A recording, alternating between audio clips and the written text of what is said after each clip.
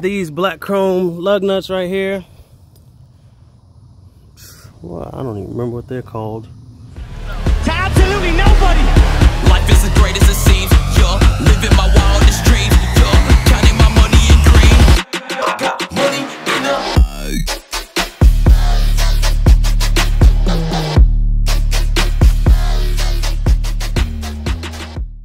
What's up, YouTube? Hey, I had somebody hit me up in the comments, said that they wanted to see me do like a walk around of the car. I guess just talking about what parts I have on it and whatnot. So I figured I'd do that for you guys. As a disclaimer, let me let y'all know that this is not by any means a show car. Never has been, never will be. That's not what I'm about. I drive my car, I beat my car up, and looks are the last thing on my mind. Function over form, in my opinion. So with that being said, check it out. Let me start off with the most asked about thing on my car. It's usually the wheels. These are OG TE37s in titanium silver. They're 15x8 with a plus 35 offset. And I'm rocking 225 45-15 Nito NTO1 tires. And it's a square setup all the way around. Coilovers, I got the K2 circuit coilovers on there, with 18K springs in the front and 16Ks in the rear. And that's what I ride around on. I mean, on the street and beating on it. So things handle pretty good. I like them. I'm really happy with them. These are OEM CTR headlights up front with a genuine Spoon Sports lip. Civic Type R grille, just needs some paint, as does most of my car. Hood needs paint, top of the car needs paint. Sides needs dents out. Everything needs paint. I ain't worried about that. Move around the side. I got the Dev Sport splitters on the sides here. These mirrors too. These are M Racing RR4 mirrors. They're twill carbon, not the plain carbon. OEM tail lights. No, I'm not going to change them to 99 and 2000 tail lights. It's a 97 Civic, so I have 97 Civic taillights. I get no benefit out of having the 50/50s or whatever y'all want to call them, SI taillights, or, you know, the revamped taillights. These work, so why change them? I don't really care about that.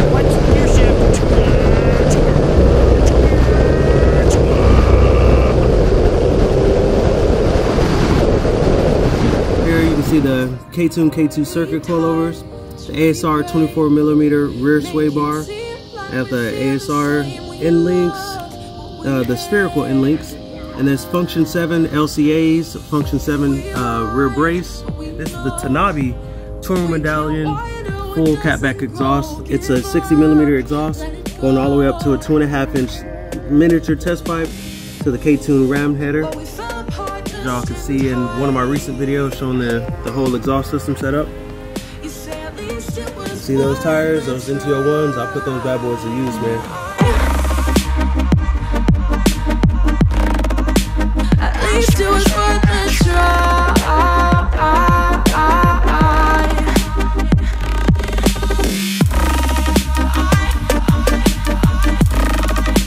At least it was worth a try.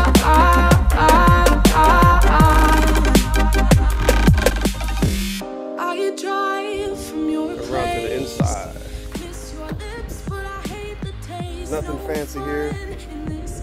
Got the Buddy Club P1 limited spec bucket seat. These are way better than the Buddy Club racing spec seats, the original ones. I really like this seat. This is a really good seat. This is the medium spec instead of the wide. I probably could use the wide, but I really like the snug feeling of this. I got the old school Takata 340 harnesses in there, the 4 points. Sitting on Buddy Club super low down rails, Downstar hardware. Yes, Downstar hardware works perfectly fine. It's nothing like other people be talking about, oh, it's show hardware or whatever.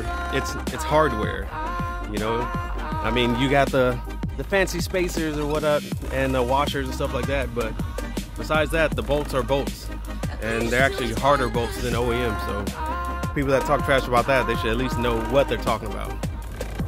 And it's actually mounted correctly too. Harness is mounted to the chassis underneath there, so it goes up. It does not pull down on you. That's the way it's supposed to be mounted. The instructions that come from Takata actually show you that, and Takata's a professional harness company, so I think they know what they're talking about.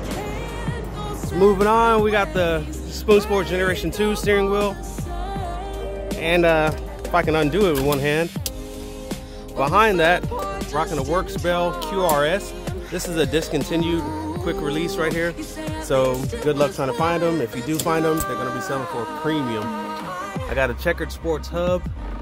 See the name behind it? It's kind of hard to because it's polished. But yeah, checkered sports hub. OEM gauges until I can afford an AIM digital dash. I'm gonna rock this bad boy as long as it's working until I can afford to have what I really want. And we got the K20 RSX Billet race spec shifter that has the 5th gear lockout, also has the shifter stops on it, the race spec cables, and a Mugen carbon fiber spherical shift knob. I really like this. This is my favorite shift knob. For those that know me, y'all know that I collect shift knobs like I have a disease, but this is by far my favorite. Very lightweight. The clear coat coating on it makes it easy to grip. It doesn't get too hot or too cold. So this is really my favorite right here. Don't mind the radio down below. I have that down there just to fill up space down there until I can put something else in place. Still rocking the Toto A6 Pro radio in there. You can check my other videos. I'll put the link in the description on that one. That thing still works great. I'm actually very, very happy with it. Surprised that it works so good, you know, considering that they sponsored that for that video.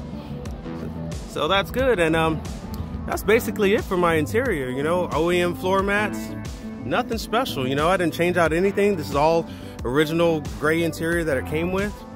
So it's really crappy. Just like this, you know, this is cracked and broken like on most old Civics. I haven't changed anything out in here. It's all basic. Passenger seat is out just because I was playing around with it not too long ago, but that's not how I usually ride. I usually have it in there. So yeah, nothing too crazy at all in here. A few rare parts, a few simple race parts that just happen to work. That's it. That's all to it. My interior is super basic.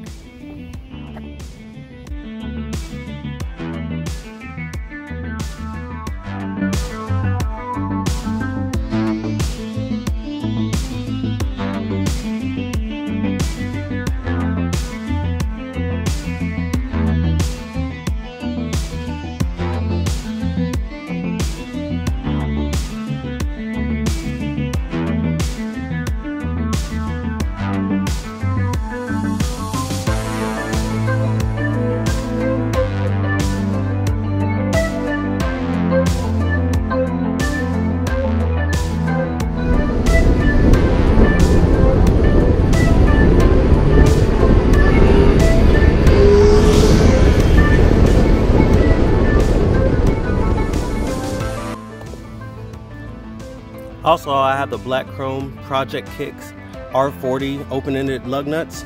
These things are really nice. The cool thing about these, and what justifies the price, is for one, you get the locking ones for each set of wheels, and then the inside, the inner cone that actually touches the wheel, is a separate piece from the outer part of the lug nut. So as you torque them down, that inner piece won't turn and like scratch up your wheels, and it'll still lock it in place. And they're not all soft like those aluminum ones that kind of start to deform when you try to torque them down. So these work all the way around, and they're pretty lightweight too. So lightweight, they're strong, have a lock-in one, and they won't tear up your wheels. So that's why you pay that kind of price for those. And lastly, the engine bay. Obviously where I spent the majority of my time, the majority of my money, because at the end of the day, this is what gets you from A to B. This is where all the fun happens. That's where all the money went. So let's dive into it. I'll start with the boring stuff. Up top, I got the K20 quick release hood hinges. I love these things. That's why you guys see my hood off so often. It's because, I mean, it just takes a few seconds. Just lift it up, slide the hood right off. Walmart battery in the back, cheap, and it works, so why change it, you know what I mean? For a grounding kit, I have basic ground wires off your battery here, but a lot of people ask me about my grounds. So I got one right here that goes on the timing cover down to the chassis, another one here from the chassis to the front of the bell housing. There's another one hidden in the back that goes to the chassis over here and to the back of the bell housing way down there.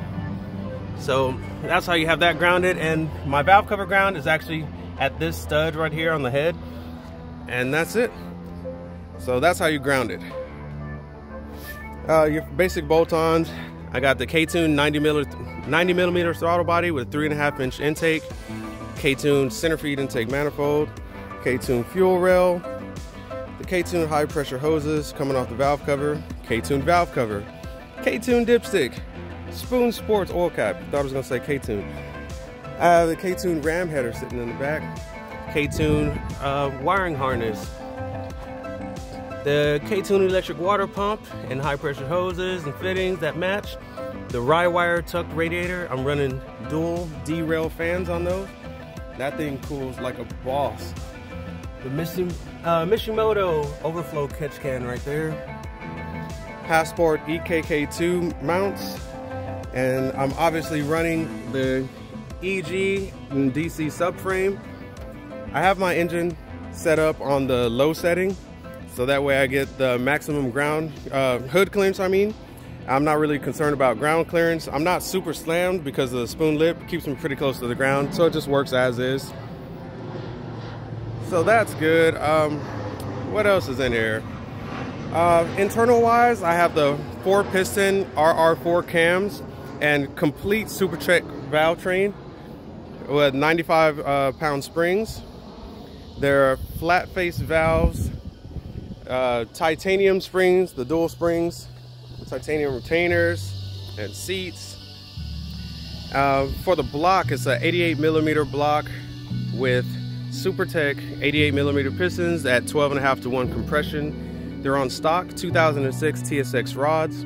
What I had to do with those, I had to enlarge the small side of the rod for the wrist pins, and the rest is all fine. I'm using K20 ARP rod bolts with my 88 millimeter block, and this setup, everything cleared perfectly fine. It torqued down perfectly fine, and I've just been running it like that ever since. It's been like this for a few years now, so everything's good to go. Transmission wise, I'm running it's basically an RSX Type S transmission with DC5 Type R gear set for 4th through 6th. So I still have their non-LSD and the original 4.3 final drive in it. And I'm also running a X80 3-puck clutch with a Bisimoto 8.4 pound aluminum flywheel. That setup just, it feels so nice to me. I really like it. The K20 race spec shifter cables, along with the shifter bracket, K20 fuel setup, high pressure fuel lines. I have a video showing how I did my fuel lines for that. The big old fuel filter right there. My fuel pressure regulator is mounted over here. It's kind of tucked down low. It's a hybrid racing fuel pressure regulator and a fuel pressure gauge. Run it down in firewall. The K-tuned S2000. I don't even remember what this is, the clutch master cylinder or whatever. And the Downstar spacer to the firewall. I seriously have this stuff on the car so long I don't even remember what it is. But yeah, that's basically the whole setup right there. So that's what's in my car. I mean, a lot of it's pretty expensive and whatnot, but I mean, this is cars. Cars are always expensive. And when you think about it, it's a Honda. So even if it is expensive, it's way cheaper than building any other type of car. So there you have it, man. If you guys stuck around long enough to watch this whole video, I really appreciate you guys. Thanks for all the comments and stuff like that, and the suggestions. For those who want to see a walk around of the car and have me go over the details, there you have it. Sorry if it was boring, but if you liked it, I appreciate you guys for coming through, man. See you guys in the next one. we touch, we break, make it seem like we feel the same. We love what we hate. We lie, but we know we can't water what doesn't grow. Give up, let it go. Well, we fell apart just in time. You say at least it was worth the try.